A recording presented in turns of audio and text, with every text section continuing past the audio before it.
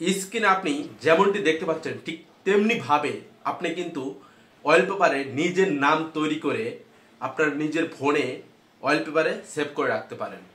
চলুন আপনাদের আমি সেই প্রসেসটি দেখাবো কিভাবে ওয়ালপেপারে নাম লিখে মোবাইল স্ক্রিনে সেভ করে রাখতে হয়। ফার্স্ট অফ অল আপনাকে যেতে হবে গুগল প্লে স্টোরে। গুগল প্লে স্টোর থেকে name wallpaper maker in style এই সফটওয়্যারটি ইনস্টল করে নিতে হবে। আমার ইনস্টল করা আছে, জাস্ট ইনস্টল করে আপনি ওপেন করে নেবেন।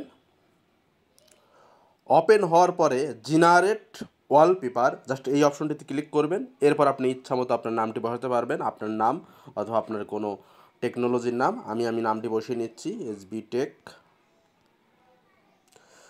জেনারেটর ওয়ালপেপারে জাস্ট ক্লিক করবেন। জাস্ট এখান থেকে আপনি কালার সিলেক্ট করে নিতে পারবেন, আপনি কোন কালারটা দিতে চাচ্ছেন কালারটি সিলেক্ট করে নিলেন। এখান থেকে আলট্রা হাইট অপশনটি সিলেক্ট করে নেবেন, নেক্সট দেবেন। এখানে একটি বিজ্ঞাপন আসবে, জাস্ট আপনি কট চিহ্ন দিয়ে কেটে দিবেন। এরপর সেট ওয়ালপেপারে আপনি ক্লিক করে দিবেন।